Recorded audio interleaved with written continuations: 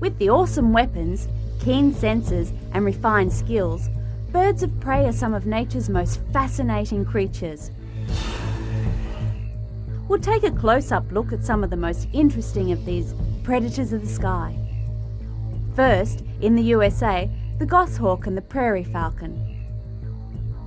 Then, in India, we'll search out the spotted owlet. In Wyoming, we'll watch a great horned owl raising her chick. Back in our native Australia, a barking owl hunts in the heart of the city. In India's Ranthambore National Park, a variety of raptors pursue their prey. Then, kingfishers go on the hunt.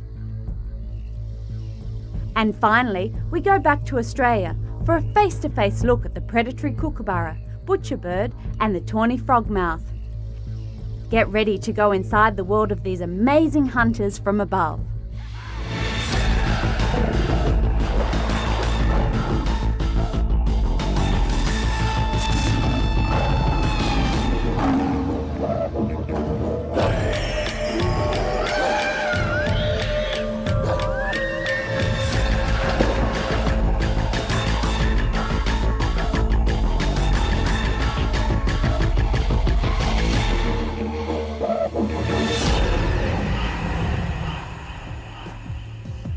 When most people hear the word bird of prey, they instantly think about eagles, falcons and hawks, the raptor family. This magnificent bird is a wedge-tailed eagle. It is the largest eagle in Australia and one of the largest eagles in the world. Raptors are found all over the world, and the wide array of species have evolved to fill different niches in each ecosystem. We travelled to the United States, to Idaho's Sawtooth National Forest, to find two raptors that coexist in the same habitat. Rather than compete, each has a different method of hunting and a different prey. As day breaks over the Sawtooth Mountains, a lone juvenile northern goshawk descends from his roost, drying the dew from his feathers in the morning sun.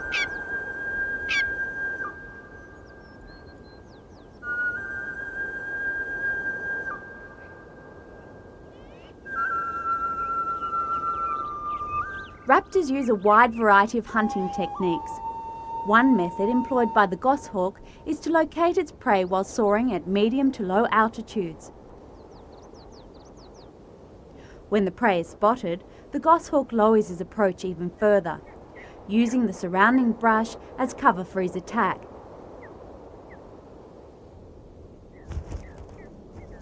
This time the rabbit escapes.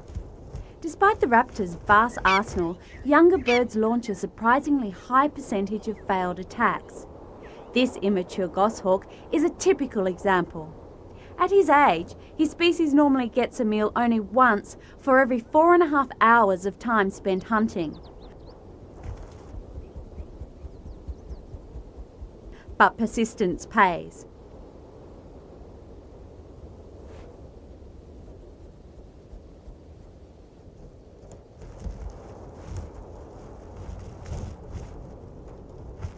Time is of the essence. The raptor is vulnerable on the ground. The goshawk keeps his wings open, a behaviour called mantling, shielding his prey from the view of other predators. First, stripping off the rabbit's fur, the bird then gulps the food down quickly, storing most of it in the enlargement of the esophagus, known as the crop, to be passed on to the stomach more leisurely when the bird is on a safe perch. Depending on the size of a species, a raptor must consume 5 to 25% of his body weight daily. Given this fact, birds of prey often rely on perch hunting, a technique that doesn't require the enormous energy expense of flying. From a high vantage point, another goshawk scans the area for movement. A raptor's vision is incredibly sharp. With the capacity of seeing near ultraviolet light, he sees a richer, more detailed view of the world than we do, focusing rapidly and readily distinguishing his prey from the background.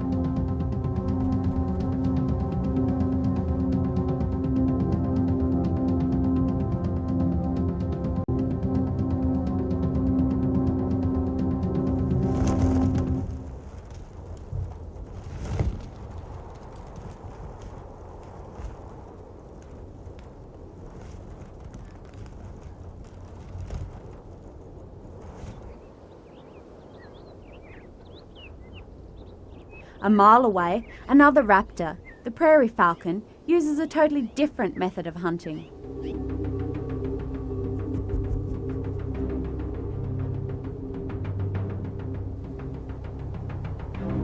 The rock dove, also known as the common pigeon, is seen throughout North America and is a favourite prey of the prairie falcon.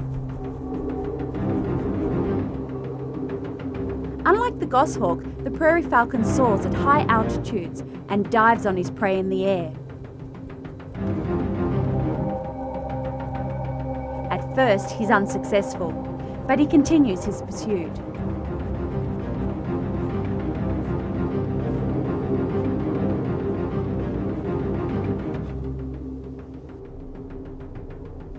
With the pigeon held firmly in his powerful talons, the prairie falcon quickly dispatches his kill.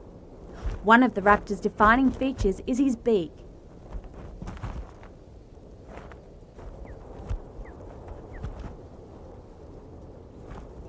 He uses it to tear the feathers away and finally to rip the meat from the bones.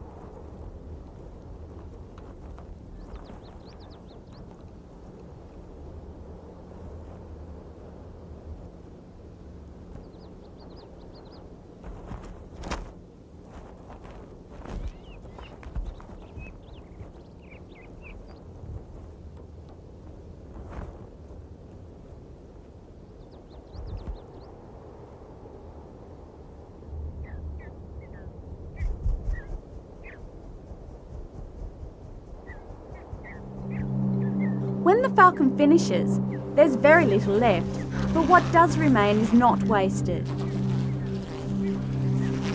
Flies and wasps quickly descend to finish off the scraps.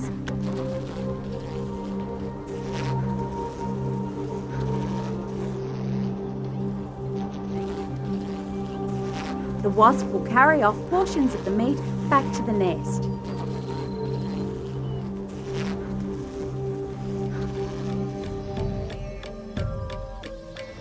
Coming up, in India, a spotted owlet has a busy job feeding lots of hungry young ones.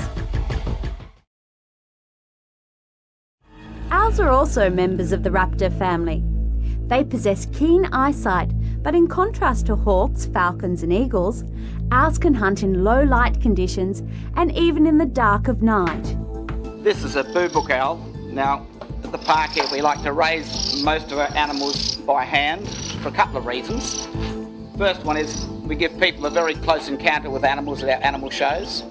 And if we have to medicate animals, it's much easier to do it with an animal that is used to being handled than one that's not. A lot less stress on both the animal and ourselves. Yeah, mate.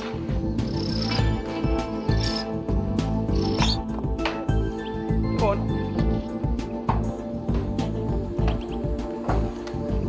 We feed them whole animals so they get enough calcium so their bones can grow. So if you have little animals like this, you make sure you feed them the right sort of stuff. Meat by itself is no good. This is a chicken neck, so it's got bones. Here, little guy. Have half a rat. How about you? Do you want some?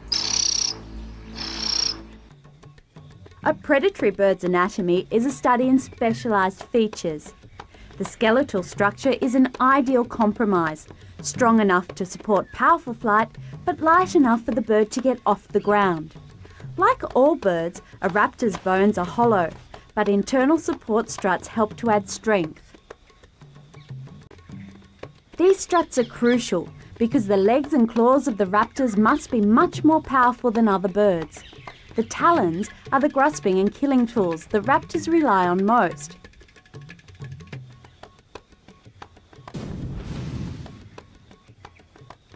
However, in some birds of prey, the beak is used to deliver the final blow. Falcons and kites in particular are known to kill in this manner. In the beak, a mandibular notch severs the spinal cord of the quarry.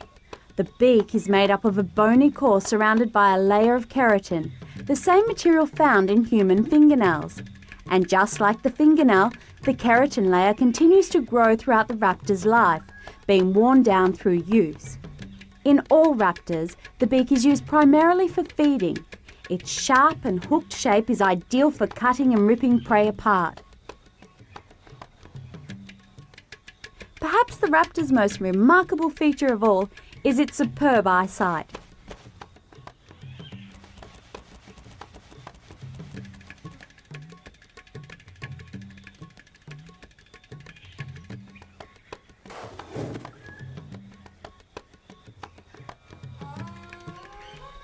In India, the eyes of the spotted owlet are particularly well adapted to seeing at night, although they work just as well in the cooling hours of the dusk.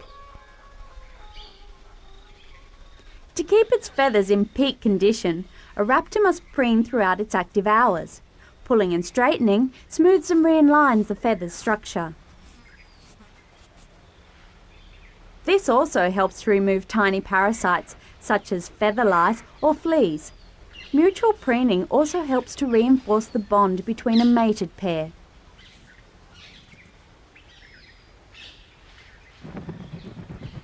The mother owlet returns to her nest and she watches for her mate to follow. But the male owlet is distracted by movement below.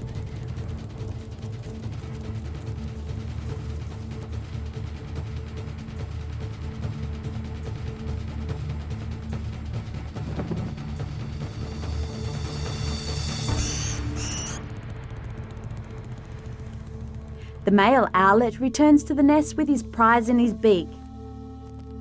Descending into the tree hollow, he immediately turns the mouse over to one of his chicks.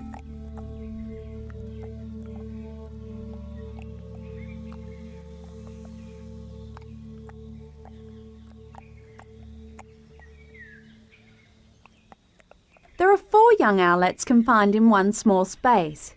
Both the mother and the father share the duties of feeding and caring for the offspring. It is rare for owls and owlets to have such a large clutch all survive to this age. The mother and father depart almost immediately. The cramped conditions are such that they spend very little time with their young. But even if their quarters were more spacious, they would still have to spend most of their waking hours hunting.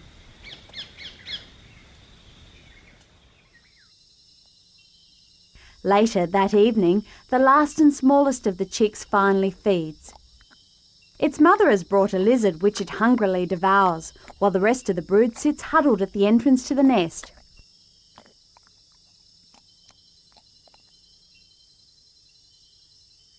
One by one, the parents depart to continue the search for food. It won't be long now before the chicks follow their lead.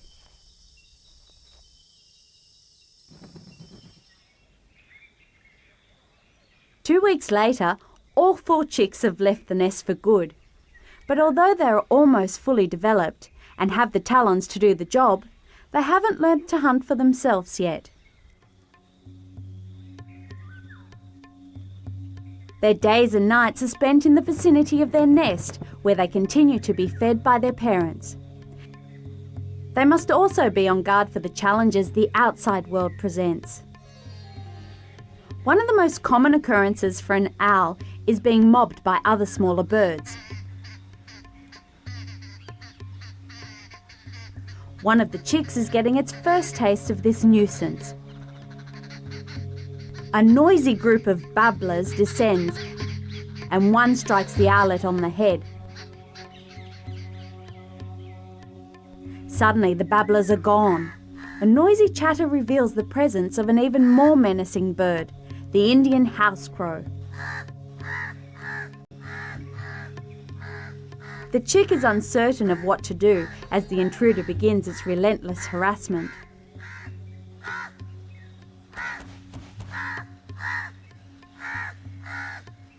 Eventually, the owlet will find that the only recourse is to either fly away or patiently wait out the attacker.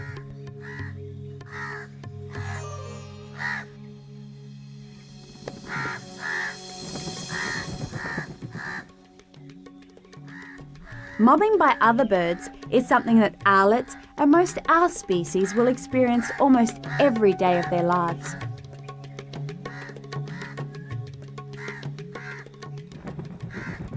Two of the chicks return to the safety of the nest.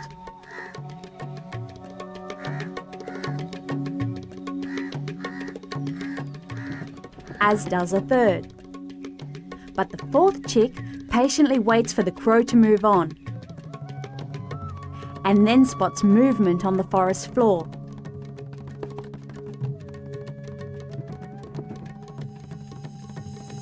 This chick has made its first kill, showing that it has the instinct and the acquired skills necessary to feed itself. It's a good indication that it will succeed as an adult and go on to breed offspring of its own. Coming up, a baby owl threatened by a big hawk gets some help from a smaller bird.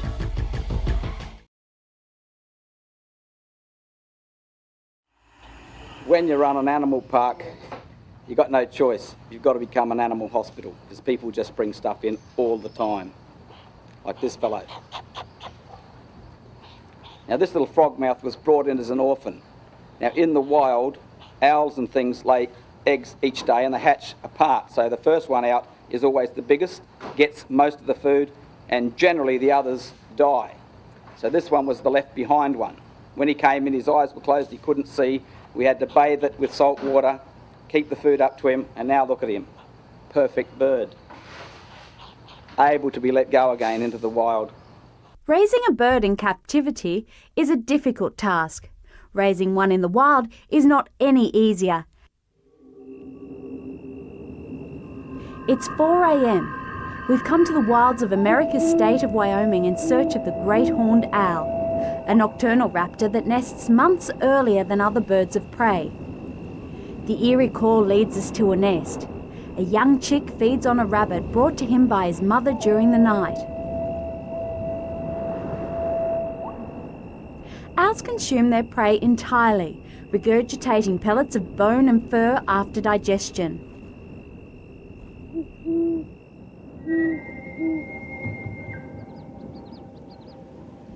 As daylight comes, the mother owl beds down with her offspring after a long night of hunting. A short distance away, the day's just beginning for a nesting red-tailed hawk. Great horned owls are notorious for harassing red-tailed hawks in their nests at night. So during the daytime, a red-tail is inclined to return the favour, often preying on owl chicks. The mother owl sees that the hawk is closing in on a nest site, so she flies to a nearby tree, hoping to draw the red-tail's attention away from her defenceless chick.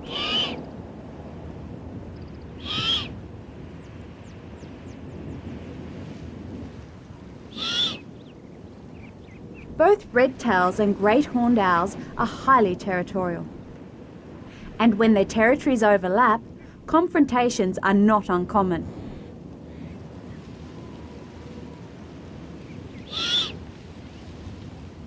The hawk takes the opportunity to attack the owl.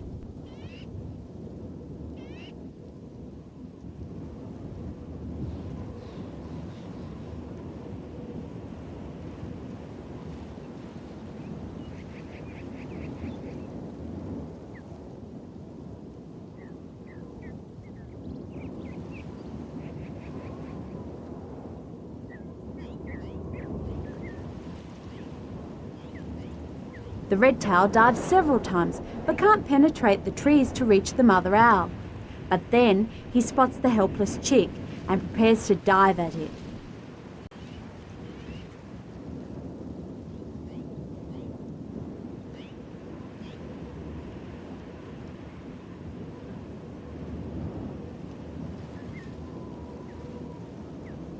The mother can only look on.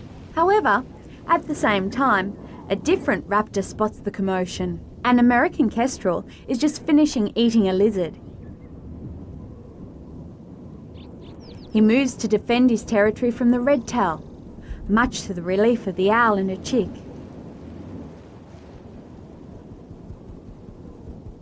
Though he's less than a third the size of the red-tail, the kestrel is more agile in the air and is able to harass the large intruder. Still, there is a risk. The red-tails have been known to kill and eat bothersome kestrels on occasion.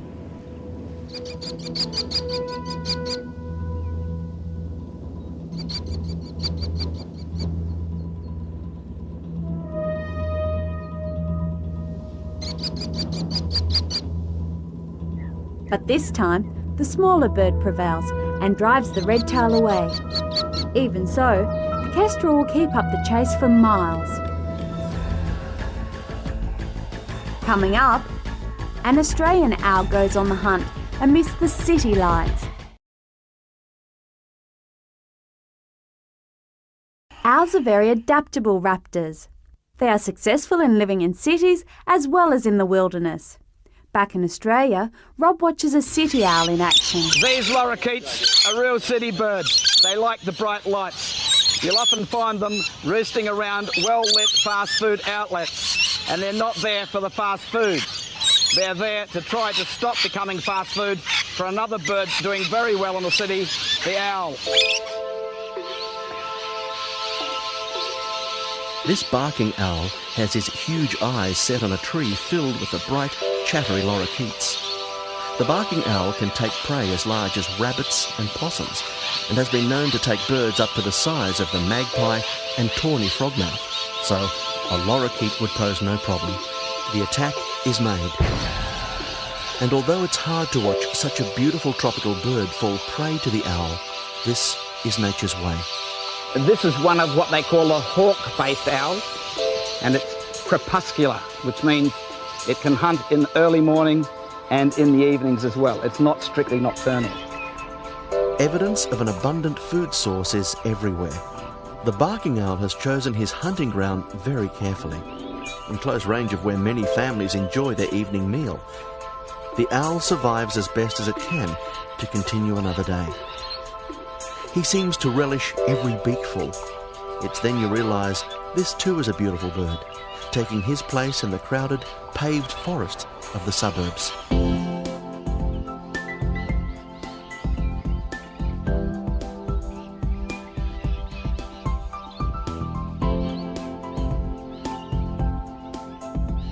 Now, this incredible looking creature is one of the nocturnal urban birds of prey. It's a barn owl. Worldwide, there are more than 200 species of owl, and they're divided into barn owls, which have this typical heart-shaped owl face, and hawk owls. In Australia, there are 9 owl species. Most are country birds, but a few make their home on the outskirts of cities. The barn owl is a superbly equipped raptor. Included in its arsenal is the stealth adaptation of silent feathers. Now, it not only flies silently and has excellent nocturnal vision, this round disc face that it's got isn't there for looks. Barn owls have been using space-age technology to find their food for millions of years. Very much like this radio telescope behind me at Parkes in New South Wales. Now, the face of a barn owl is shaped very similar to that dish up there, which turns its ear to the sky to listen to the galaxy. And this smaller parabolic dish behind me can effectively show us how the barn owl collects its sound. 65 metres over there, or 70 yards, is another parabolic dish. I'm going to send my friend a message. Any rats or... No, there's no rats or mice down here, Robbie.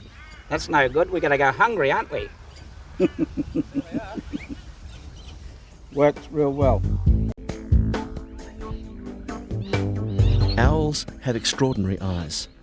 They can see objects in 3 dimensions.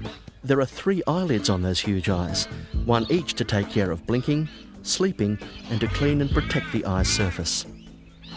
To see in other directions, the owl must move its entire head, and it does this on a very flexible neck of 14 vertebrae, twice as many as humans. This wide range of movement is necessary to accurately locate their prey using their acute hearing. And the reason for that is one of its ears is higher than the other. One's higher on one side than the other, so when the sound comes in, it can pinpoint it Amazingly, the owl's brain calculates the minuscule difference in the time the sounds reach each ear. It's got a lot of things on its side when it comes to the killer instinct. An owl's hunting territory is located away from the roosting site. Technique varies according to species and what they're chasing. Small mammals can be eating dinner one moment, then become owl's dinner the next. But with ground mammals and reptiles, many owls will choose a perch and wait it out. These intelligent birds can also make loving pets. Coming up, India's Ranthambore National Park, home to a variety of aerial hunters.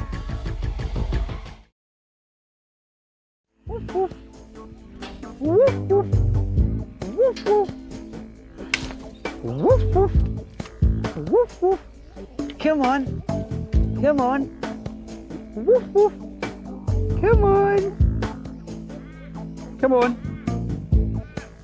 come on, woof woof, come on, woof woof, woof woof, come on. Now this little fellow's a barking owl. It would have to be my most favourite owl. This poor little fellow actually lost his mate to a carpet snake not long ago, so I come in every day and talk to him and give him a little pat to console him and give him a rat. Obviously, the barking owl comes from the noise it makes. Barks like a little dog. You might also notice when he goes down and bites the rat, he'll close his eyes. That's just like the crocodile.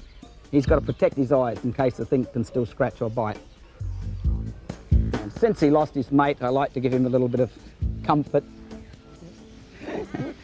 Boy, what a mouth he's got. You wouldn't think he could swallow something that big. He's got to wash his face now.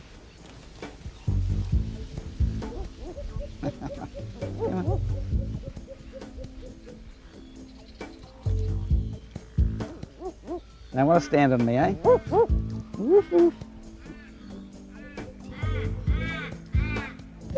that's nice. Oh, isn't that nice?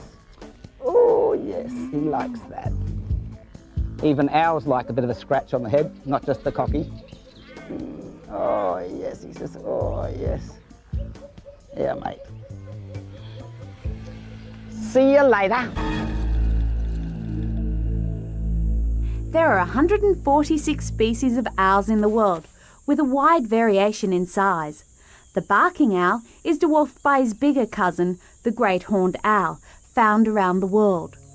India has historically been a place with a large population of owls. The Indian great horned owl makes its home across the subcontinent, especially open and cultivated areas that are rich with rodent prey. One such place is Ranthambore National Park. Another owl is close by and pursues the victorious hunter, hoping to share in the spoils.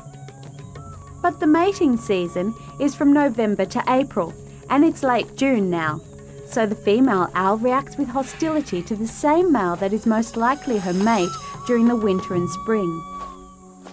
The male owl must hunt for himself.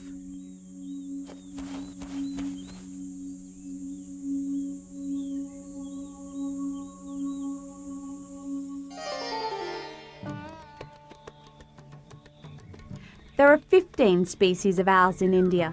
In Ranthambore, the brownfish owl often roosts in the cool shade of the banyan tree.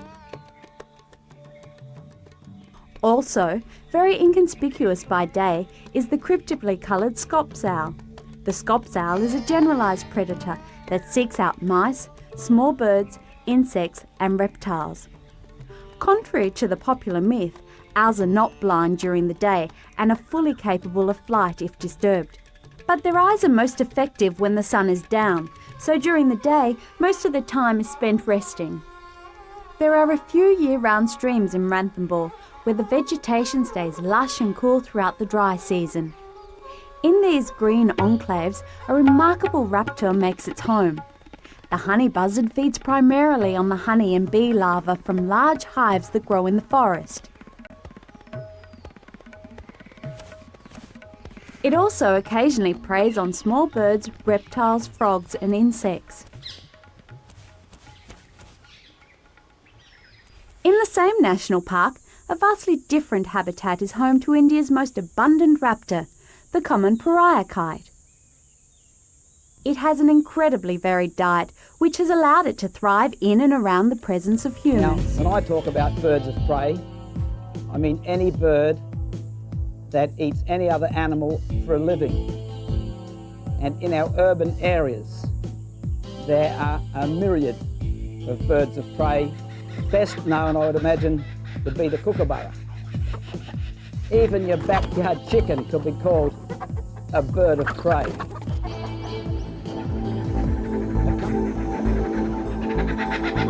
Although it's not a raptor, the most familiar Australian aerial hunter is one many Australians wake up to every morning. This cheerful dawn chorus is a fondly accepted Aussie alarm clock.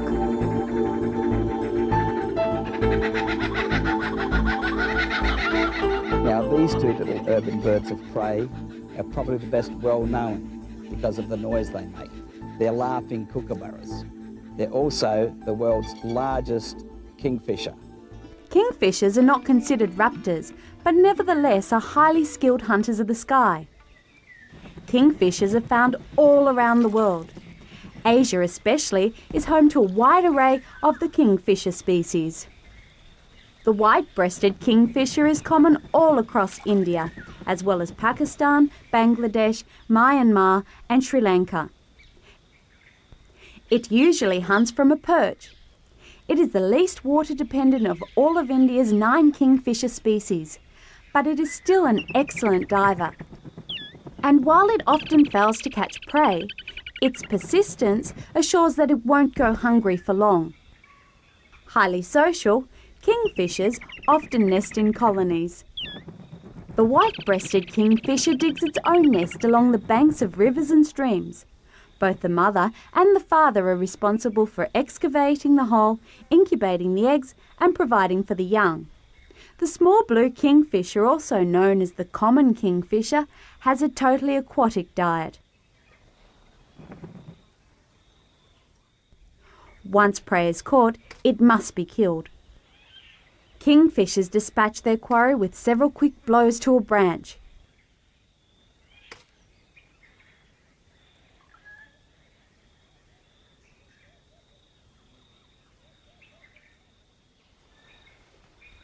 Perched next to a unique bird called a snakebird, a pied kingfisher takes to the air to employ its most ingenious method of hunting. Hovering in place for up to 10 minutes, the hunter waits until it spots prey below the water's surface. It emerges with its prize and quickly settles onto a spot to kill its food before swallowing.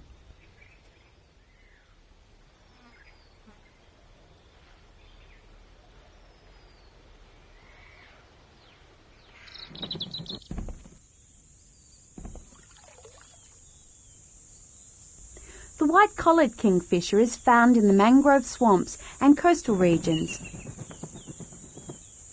Unlike the white-breasted variety, the white-collared kingfisher most often makes its nest in a hole in a tree, usually excavating an old woodpecker's nest. Often, juveniles will remain in their parents' vicinity for several years, helping in the rearing of new chicks. Like all kingfishers, this bird regularly cleans and smooths its bill, its most important tool for capturing and consuming prey.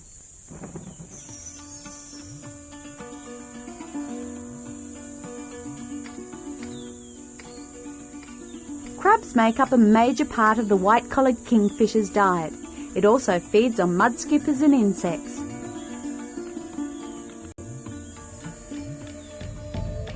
Coming up, Rob hears the laugh of the kookaburra as it dive bombs its prey and robs from others, because it can. A little known fact about kookaburras is that when they nest, the female lays 3 eggs a day apart, and the last egg is usually smaller.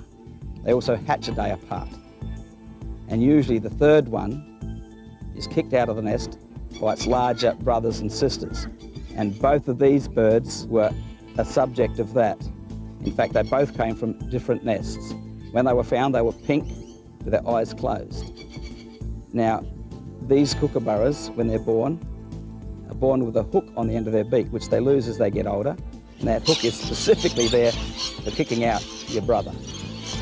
So life for a kookaburra in the wild isn't so special sometimes, especially for the last born. These days, when it comes to finding a suitable nursery, many wildlife species have to get smart. Human progress has taken away many of the older growth trees that have safe hollows. Kookaburras will improvise and use the structures prefabricated by termites. A few modifications, and it's ready to provide shelter for the next brood. During spring and summer, the breeding begins.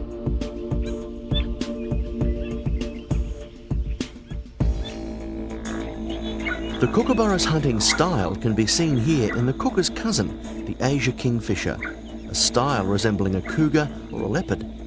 From a branch with a good view, it will sit patiently waiting for the right moment to ambush a passing victim. To make this catch fit for consumption, it's put through the kookaburra preparation process. Large animals like this snake are bashed against a tree or a rock to kill and tenderise them. The Asia kingfisher lives up to his name, but he still employs an identical bash and grab technique the kookaburra uses on reptiles.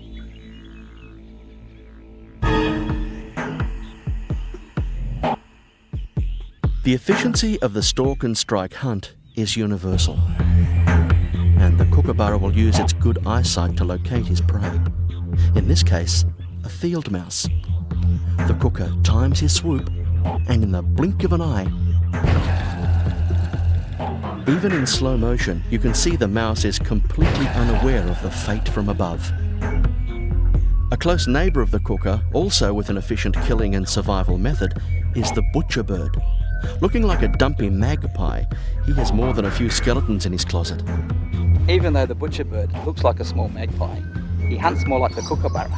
The only difference is the kookaburra swallows his prey whole, where the butcherbird has to butcher it. The butcherbird spends a little more time on the ground than the kookaburra to kill the prey. Satisfied this job is done, he carries the meal up into the trees.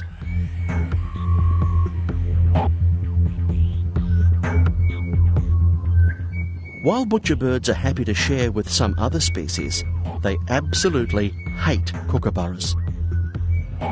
Large prey like this mouse has to be broken up into bite-sized pieces, and this is where the butcherbird gets its name.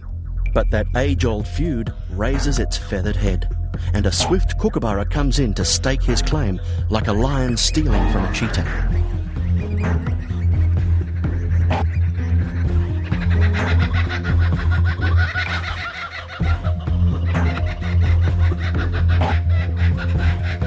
The butcherbird, with that hooked and strong beak, lets his frustration known. But he's outclassed this time. The kooka gives a mocking laugh, affirming the king title in this species as the largest of the kingfishers.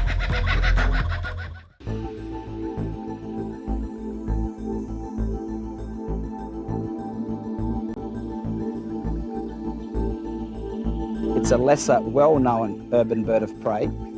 It's a tawny frogmouth. Now, the reason it's called a frogmouth is because the big wide mouth looks like a frog's mouth. Anything that fits down that throat, it can swallow. Frogs, insects, lizards, anything like that. Now, some people call him an owl. He's not an owl. In fact, I would call him a nighttime kookaburra.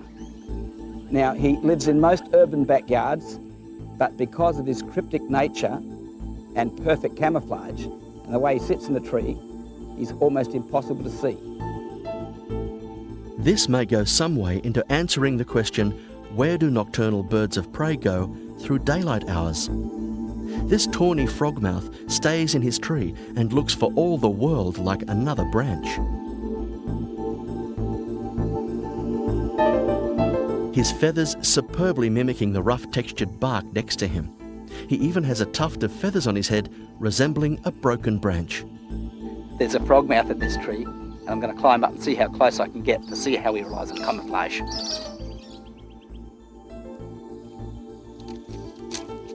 The tawny at first holds his ground, relying on his stealth. But when Rob gets too close, he makes his exit to a higher branch. Amazingly, the butcherbirds and noisy miners in the same tree only see him when he moves. Then they complain. Birds have adapted to urban living very well. This curlew hen and 2 chicks seem quite happy to tolerate humans and survive near this major hospital.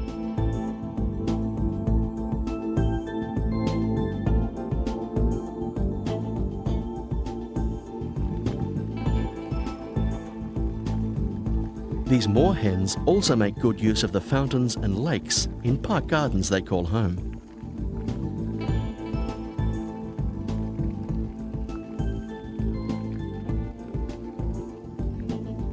But city living for many birds, like humans, can be dangerous. From natural predators like this intrusive water python to man-made dangers. Frogmouths love the suburbs, and that's because of the streetlights and the insects they attract. The biggest problem they have, though, is the motor car, because they hunt on the roads. This tawny frogmouth had a close car encounter and sustained a broken leg. Rob instantly knew the person to take her to, Len Berkoff. And we've got dilation. Heart rate's good, and the breathing is nice and clear. Why don't you use a stethoscope, Lenny? Because I can't hear anything with it. I've got one, but I never use it. Ah. We haven't got a compound fracture. We've just got a nice simple fracture in there. We'll just put a little cast on that. Now the cast I'm going to use is another one that's a little bit unusual. Just the white I'm going to take. How did you learn to use the egg white? Well, I first used it on myself when I sprained my ankle once out in the bush. There is a little bit of swelling there. Now that swelling's good to have there because that will help hold it in place. Another patient. Yeah. And quick, that's what's so good about it. It's so fast. And Yeah. the wings same, I can believe that. And I don't have to worry about sticks like feathers. poking into the... Into the I want her fast to be ones. able to stand on her legs. And does anybody else use this that you know of? Yes, I've actually got a couple of vets using this system now on legs. 3 weeks later, the tawny is well enough to be released and resume a normal urban life. Wherever you've got green grass, water and trees, you'll always have bird life. Now that black duck would have had at least 10 young. They're only a few days old already. There's only 3 left. This is truly an eat or be eaten world. The butcherbird is up to his killer instinct ways with one of those slow black ducklings. He bites the head of his victim with his strong beak to kill it. Satisfied the prey is dead, he carries the bulky food parcel up to his butcher post. It's called a butcherbird, and when it catches a small animal like a small duck, it'll fly up into a tree, jam it into a fork or against a thorn, and then tear it apart, actually butchering it to pieces.